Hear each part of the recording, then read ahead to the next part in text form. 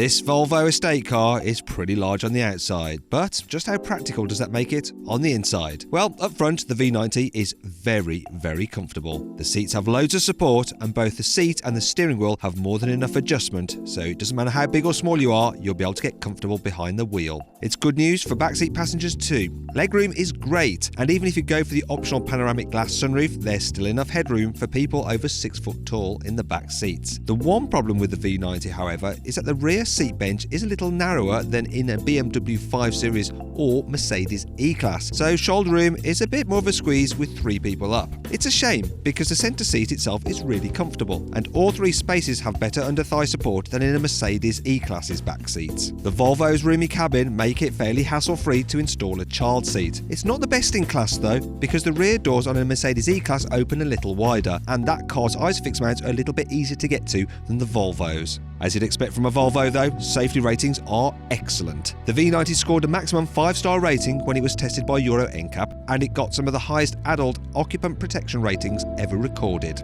A huge list of standard safety tech includes autonomous emergency braking and steering, a lane keeping aid, traffic sign recognition, and a pop-out bonnet which reduces the risk of pedestrian injuries in the event of a collision. Moving on to practicality, the V90's boot has 560 litres of space. This puts it slightly behind the BMW 5 Series Touring and well short of the 640 litres that you get with the Mercedes E-Class estate. The space itself though is large and square, and the parcel shelf slides out of the way to make it easier to load items inside. Unfortunately, there isn't a place to keep the parcel shelf when it isn't needed. However, there are still some cool features such as a 12-volt socket, buttons to fold the rear seats down from the boot, 4 hanging hooks, 2 tethers, and an elastic strap at the side to hold smaller items. When it comes to carrying stuff, the V90 will easily hold a baby buggy, some soft bags, or a set of golf clubs. There's also enough space for 2 large suitcases and 2 small suitcases without having to remove the parcel shelf. Unlike rivals such as the BMW 5 Series Touring, which has a 3-way split rear seat,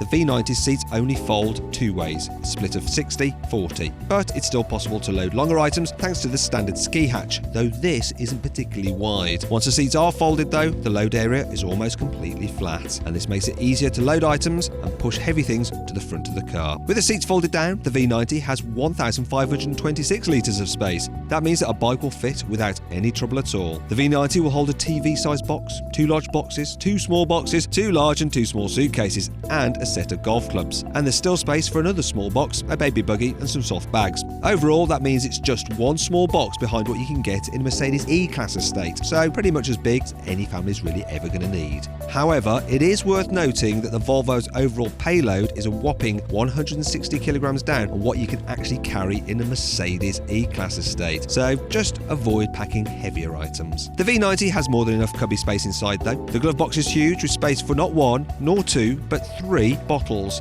In the centre console there's a couple of cubbies hidden beneath sliding doors. The front one is barely big enough to hold the key, so it's a bit pointless, but the back one has space for a pair of cup holders. Behind that there's a bin that has a couple of connectivity ports and room for a couple of donuts. Yes. There's also another generous sized pocket beside the steering wheel. Also, the front door bins are big enough to hold a big bottle of water, while the rears are slightly smaller but still easily large enough. Backseat passengers also get a fold-out armrest with a pair of cup holders and an optional 3-pin plug, which is very handy for charging mobile devices or powering your laptop from. Overall then, the Volvo V90 may not be quite as practical as a slightly large Mercedes E-Class estate, but it's easily big enough for most people's needs. It's both stylish and practical. If you enjoyed this video, please like it and share it, and click on our logo to subscribe to our channel. Also click on the video windows for more CarWow videos.